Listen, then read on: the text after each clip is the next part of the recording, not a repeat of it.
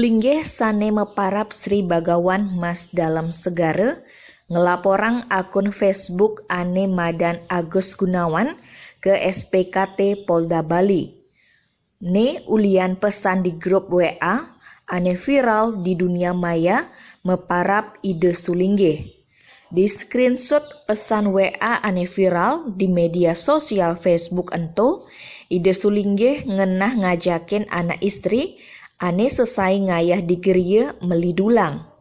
Yen su beteke uli melidulang, Sulinggih misi ngajakin anak istri meliang-liang di hotel sambil meramal kengken hidupne anak istri ento manipuan. Dong sube pesane ento langsung nyebar di media sosial.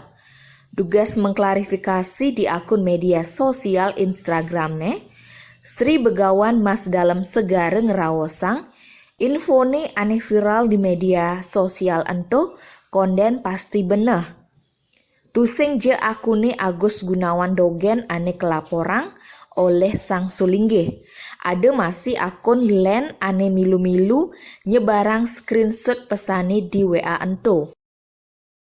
Sulinggih ane mayu seduang dase 6 tiban meneng ring jalan Drupadi 14 Denpasar manyuk serah kasus pencemaran nama baik ke polisine.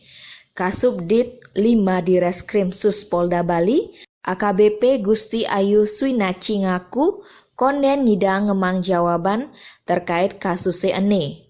Tim Bali Express ngelaporang.